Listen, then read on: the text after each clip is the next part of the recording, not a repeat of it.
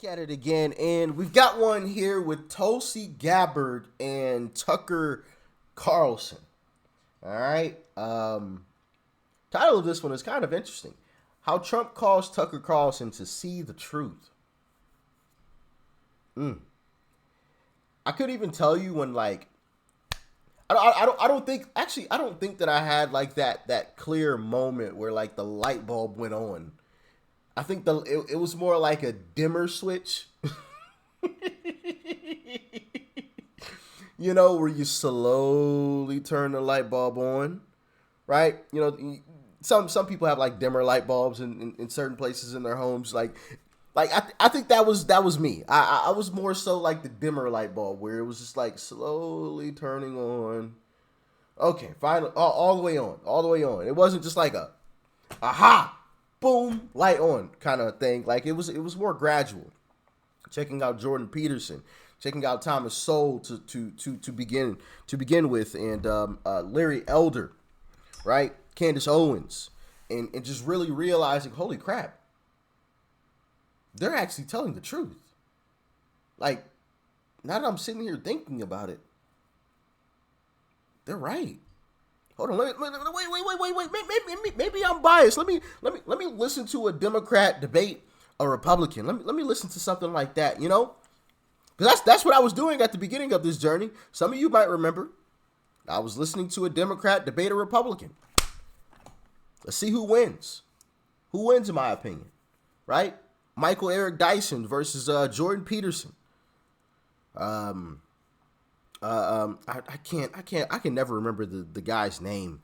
Crap. But I checked out several of them.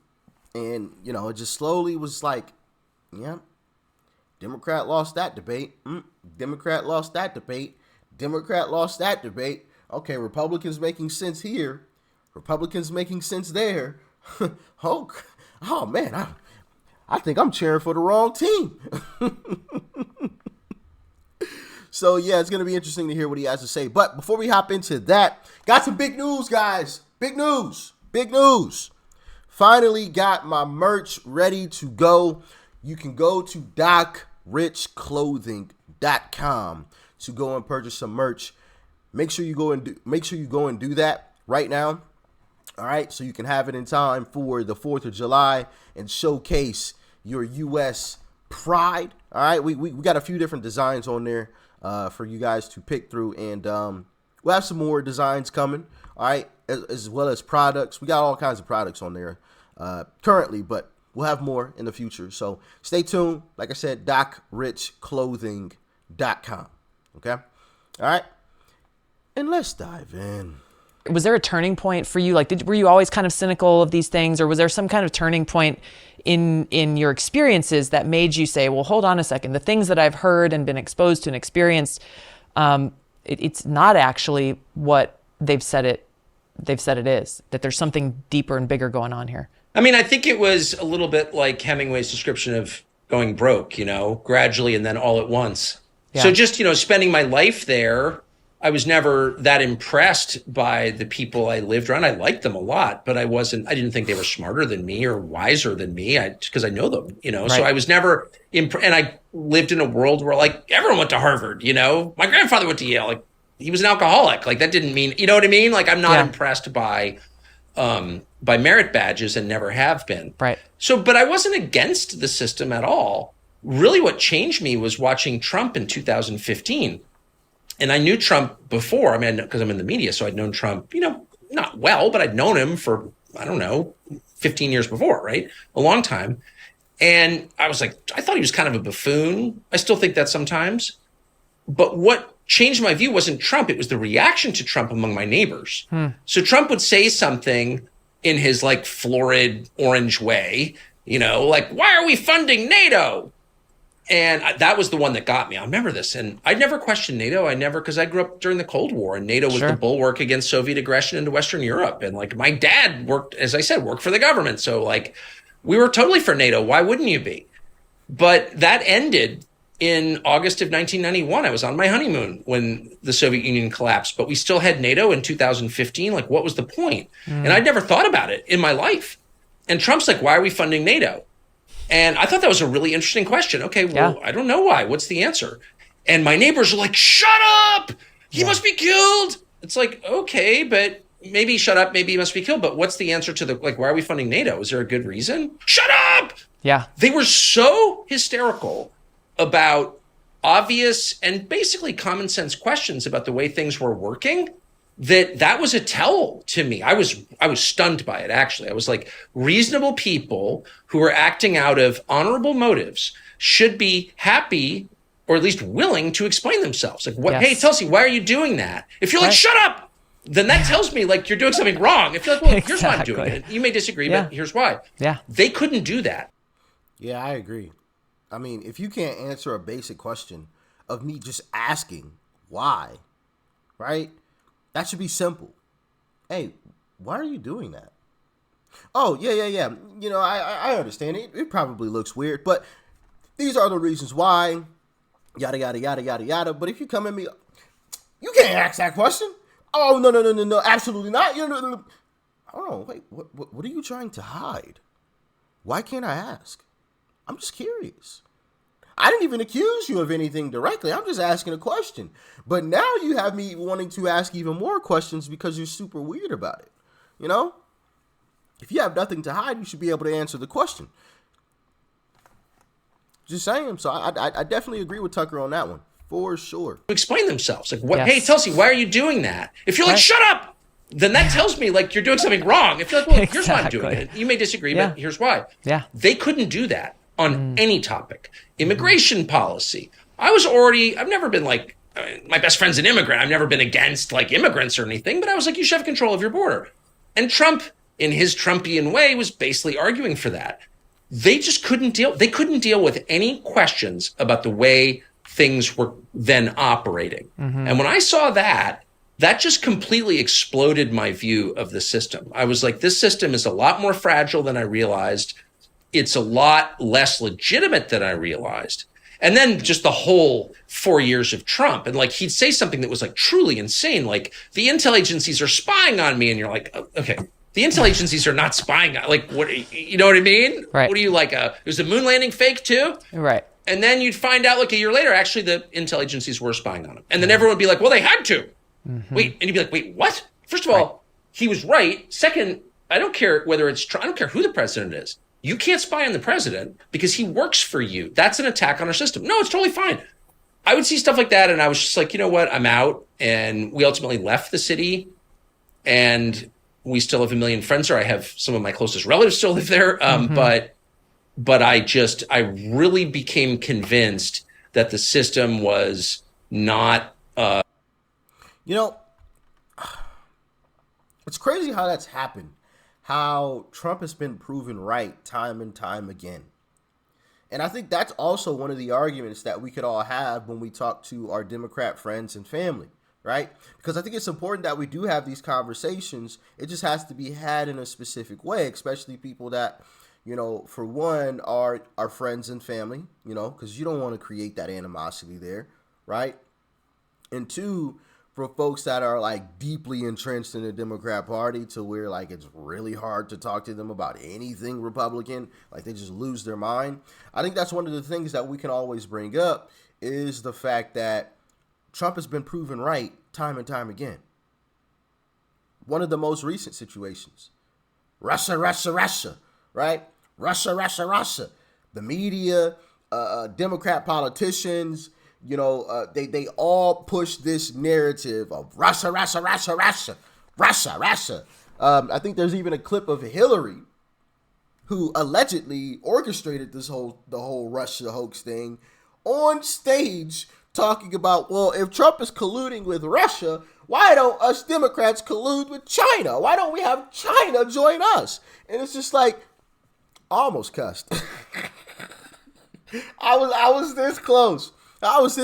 Oh, man, let me not get disrespectful, okay? Let me be respectful. But it's like, hold on, wait a minute. You allegedly knew about that being fake the whole time, and you said that? You said that. And Trump was being attacked this whole time, being accused of this crap the whole time. While he's out here, bro, they're spying on me. And people like Tucker, like he said, are like, bro, you're nuts. You're nuts. What is the alien gonna walk through my front door right now? Like, you're nuts. You're cuckoo. Okay? You're cuckoo. Lo and behold, he was telling the truth. Because, one of the arguments, that, because I've had conversations with Democrats, and obviously I've listened to Democrats talking a lot. Probably too much. But one of the things that they always say is that Trump is a liar. And it's like, hold on, wait a minute. No, actually, he's a truth teller. He was exposing something that your party knew about. They lied. So who's really the liar? It's a fact that he was telling the truth and Democrats were lying. That is a fact. You can't refute that. Right? Now, I would never come at a Democrat, especially that aggressive, saying it like that. But, because that would just end the conversation. But that I feel like that's another strategy. Like I said, it only strengthens my support, and I'm sure it strengthens a lot of your support for Uncle Trump, just knowing that he's been telling the truth the whole time.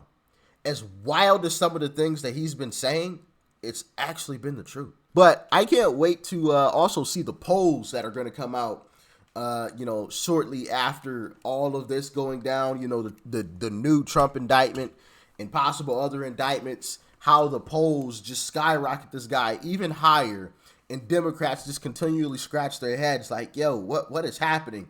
But also, I'm a bit disappointed in Republicans. I'm disappointed. I really am. And I'm going to name names. Ron DeSantis, Tim Scott, Larry Elder, right? Nikki Haley, Mike Pence. All of these Democrats they might be Democrats, I don't know, with this situation. All of these alleged Republicans that are running for office and watching this man get attacked left, right, center, up, down, and doing nothing.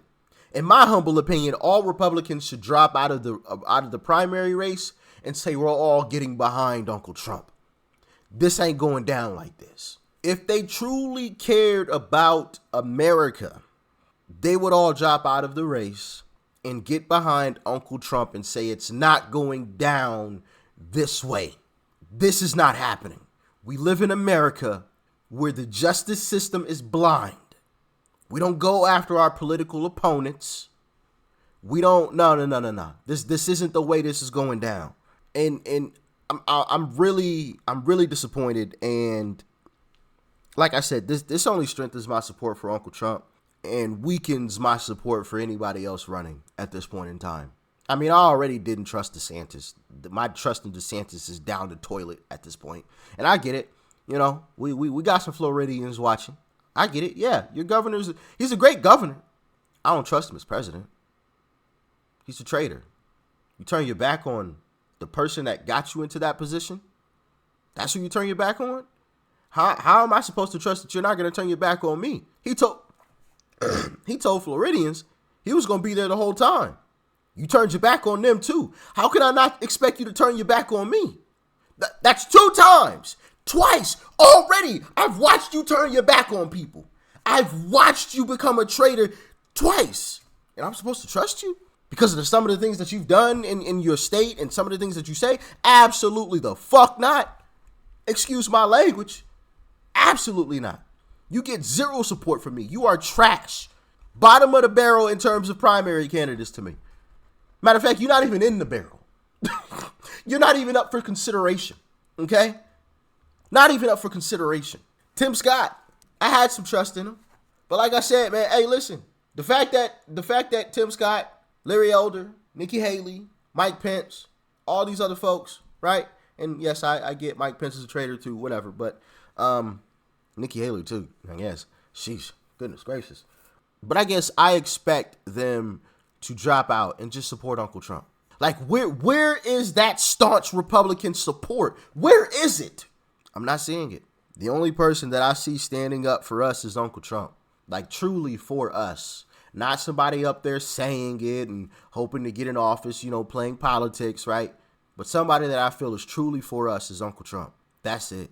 And, it sucks that, regular folks like myself or anybody else couldn't run as president because of the cost that come along with it.